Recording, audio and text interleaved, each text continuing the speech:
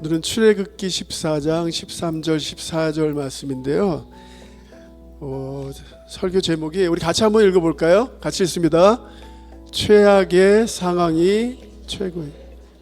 우리 성경 말씀 우리 같이 읽습니다. 모세가 백성에게 이르되 너희는 두려워하지 말고 가만히 서서 여호와께서 오늘 너희를 위하여 행하시는 구원을 보라. 너희가 오늘 본 애굽 사람을 영원히 다시 보지 아니하리라. 여호와께서 너희를 위하여 싸우시리니 너희는 가만히 있을지어다. 아멘. 우리가 기도할 때요, 기도할 때 우리가 꼭 기억해야 되는 이제 몇 가지 진리가 있는데요. 하나님은 우리의 아버지가 되신다. 우리에게 필요한 것을 우리보다 더 잘 아신다. 우리의 필요가 채워지기를 우리보다 더. 그래서 예수님께서 산상수훈에서 계속 강조하시지 않습니까? 하늘 아버지가 아신다. 하늘 아버지가 채우신다. 우리가 몇 주 전에 우리가 같이 또 말씀을 나눠봤습니다. 하나님의 자녀는 하나님께 뭐라고 부르짖을 특권이 있다고요? 아빠. 그래서 몇 주 전에 우리가 같이 기도했죠? 어떻게 기도했죠? 같이 한번 외쳐볼까요? 아빠. 이게 주기도문에서 예수님께서 우리에게 가르쳐 주신 기도예요. 아바, 아버지. 아버지가 아니라 아빠. 기도란 하나님과 특별한 관계라는 믿음으로 대화하는 것이다. 할렐루야. 내가 아빠한테 나가는구나. 아버지한테 나의 모든 것을 아시고 나의 필요한 것을 채워주기를 원하시는 그 아버지께 나가는 것이다. 오늘 우리가 같이 읽었던 출애굽기 말씀을 보면요, 정말 이스라엘 백성들이 가장 큰 최악의 상황에 이제 겪게 되는 그런 모습이 오늘 본문에 나타나죠. 앞에는 홍해가 있고요. 우리가 너무나 잘 아는 말씀이죠. 앞에는 홍해가 있고 뒤에는 애굽 군대가 600대의 탱크를 가지고 얼마나 무서웠을까요?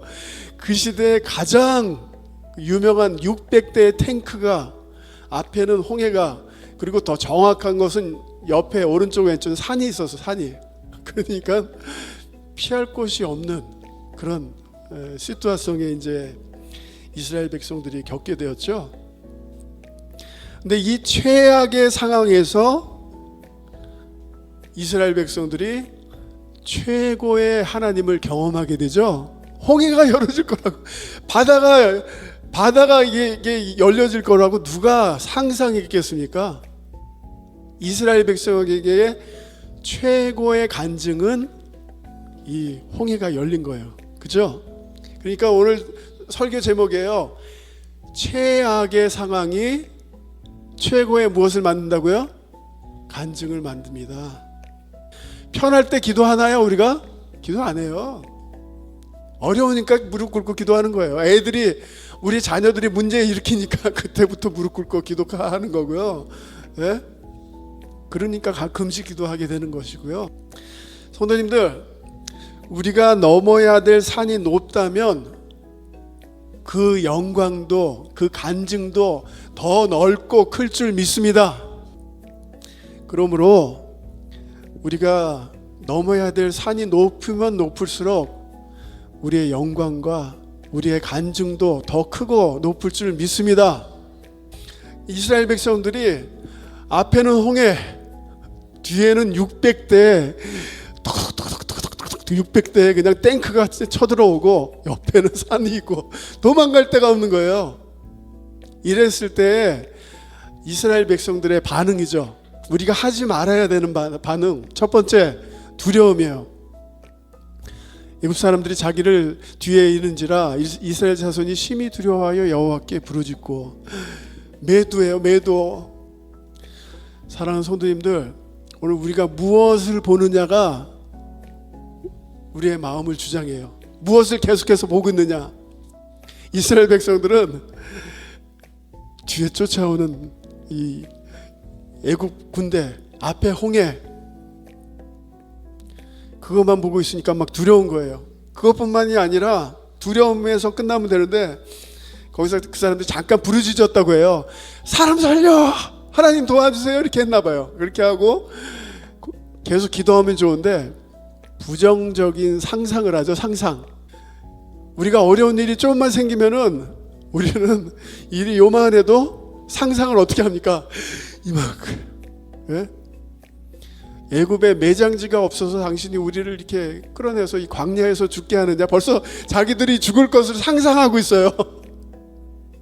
우리가 어려운 일 겪을 때 그렇게 하지 않습니까? 많은 경우에 하나님이 주시는 믿음의 상상을 해야 되는데, 믿음의 생각들을 해야 되는데 우리는 죄인이기 때문에 가만두면 어떤 상상들을 할까요? 부정적인 거, 나쁜 거, 최악의, 그리고 부정적인 말을 하죠. 부정적인 말. 야, 애굽에 있을 때가 좋았어요. 애굽에 있을 때가 진짜 좋았나요? 남자아이들 다 태어나는 남자아이들 다 죽이고 그냥 하루 종일 종으로 일하고 그게 정말 좋았나요? 아니죠. 근데 이렇게 부정적인 말을 하는 거예요. 이렇게 이스라엘 백성들이 두려움과 부정적인 상상, 부정적인 발언을 할 때에 이제 모세가 나타나죠. 성도님들, 96%의 우리가 하는 걱정거리가 쓸데없는 것이라고, 이거 아마 다 보셨을 거예요. 왜요? 40%는 절대 일어나지 않아요. 근데 우리는 막 그렇게 염려하고 있어요. 걱정하고. 30%는 이미 지나갔어요. 22%는 사소한 사건들, 4%는 우리가 바꿀 수 할 수 없는 것들이에요. 그래서 오늘 우리가 붙잡아야 될 메시지는요, 모세의 반응입니다. 모세가 어떻게 반응했는지 아까 우리가 같이 읽었죠? 다시 한번 우리 천천히 같이 읽어보십니다. 모세가 백성에게 이르되 너희는 두려워하지 말고 가만히 서서 여호와께서 오늘 너희를 위하여 행하시는 구원을 보라. 너희가 오늘 본 애굽 사람을 영원히 다시 보지 아니하리라. 여호와께서 너희를 위하여 싸우시리니 너희는 가만히 있을지어다. 이걸 한마디로 요약하면 무엇입니까? 모세는, 저를 한번 따라해 주시기 바랍니다. 믿음의 선포, 믿음의 선포를 한 사람이에요. 다윗이 오늘 시편 6편에도 상황이 어렵고 힘들지만 하나님이 내 울음을 들으셨다, 하나님께서 나의 부르짖음을 들으셨다, 하나님께서 내 기도를 받으셨다라고 외쳤던 것처럼 모세의 모습을 보세요. 믿음으로 앞으로 될 일을 미리 선포하는 그런 모세의 모습이에요. 지금 사랑하는 성도님도, 우리의 삶이 지금 여기 어쩌면 최악의 상황, 정말 힘든 상황 중에 계시다면 하나님을 바라보시고 믿음의 선포를 하시길 주님의 이름으로 축복합니다. 이게 우리가 죄인이기 때문에요, 부정적인 말, 악한 말은 쉽게 해요. 그런데 이 믿음의 말은 정말 하기 힘듭니다. 그거 아십니까? 죽은 나사로를 살리시기 전에 이렇게 기도하셨어요. 나사로는 아직 죽어 있습니다.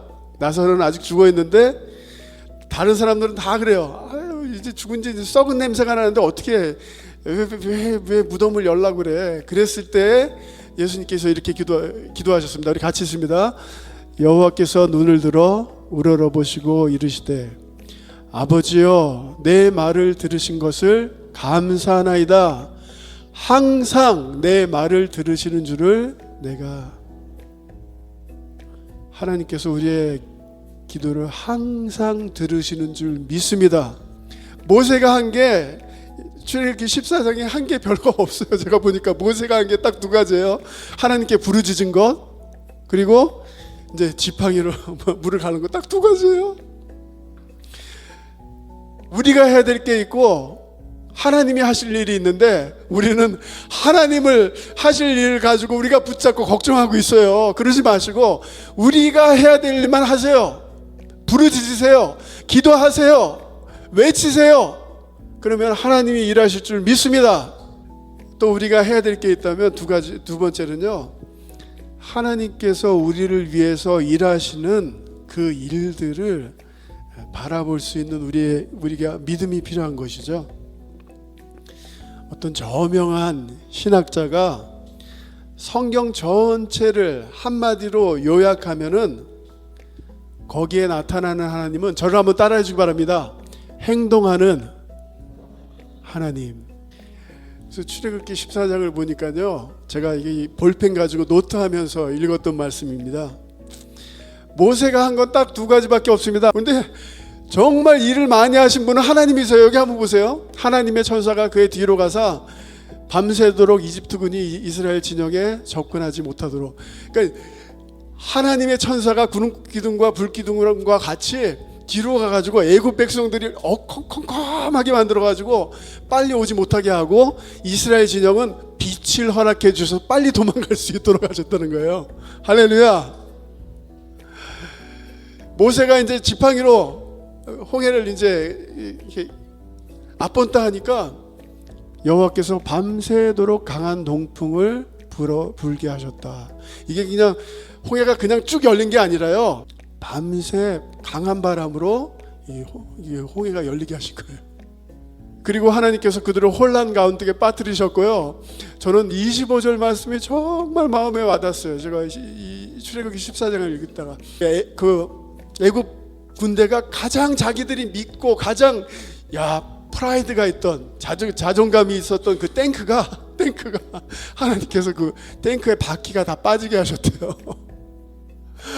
아니 그렇게 믿고 오던 따그닥따그닥 하는 그 탱크가, 오히려 그 탱크가 문제가 생기기 시작하고 탱크의 바퀴가 빠지기 시작하니까 애굽 군대들이 그렇게 얘기했대요. 야, 도망가자. 하나님이 이스라엘과 함께 하신다. 하나님께서 이스라엘 백성들을 위해서 싸우신다. 우리가 도망가야 된다. 그리고 마지막으로 애굽 백성들이, 군대가 홍해 가운데 있을 때 하나님께서 그 물을 덮으셨다라고 말씀하십니다. 성도님들, 하나님께서 이렇게 일을 많이 하고 계셔요. 우리의 삶 속에서도 쉬지 않고 일하시는 하나님을 바라보실 수 있길 주님의 이름으로 축복합니다. 그래서 우리에게 꼭 필요한 게 뭔지 아십니까? 잠자기 전에요, 좀 묵상하셔야 돼요. 잠자기 전에 오늘 하루 있었던 일들을 쭉 생각해 보시면서, 야, 오늘은 운이 좋았어, 이런 말 하시면 안 돼요. 장사가 잘 됐네, 오늘은 뜻밖의 썰치가 좋았어, 이런 말 하시면 안 돼요. 하나하나 새겨보는 거. 하나님께서 이렇게 일하셨구나. 하나님께서 이렇게 도와주셨구나. 하나님께서 이렇게 붙잡아 주셨구나. 우리가 하는 일보다 하나님이 우리에게 하는 일이 더. 박영선 목사님이 하신 말씀이에요. 우리는 우리를 위해서 얼마나 많이 일합니까? 우리는 우리 자녀들을 위해서, 내 비즈니스를 위해서 얼마나, 하나님 도와주세요, 우리 자녀 도와주세요, 그렇잖아요. 근데 우리가 우리를 위해서 하는 것보다 하나님이 우리를 위해서 하시는 일이 훨씬 더, 우리가 생각하는 것보다, 우리가 깨닫든 깨닫지 못하는 듯 훨씬 더 많다는 거예요. 너희에다가 내 이름을 넣어서, 우리 첫 부분 우리 같이 읽어보십니다. 여호와께서 오늘날 원표를 위하여 행하시는 구원을 보라. 여호와께서 원표를 위하여 싸우시리라. 이게 우리 하나님 되십니다. 한 주간 동안 믿음의 선포와 하나님이 하신 일들을 잘 살펴보시면서 승리하시길 주님의 이름으로 축복합니다.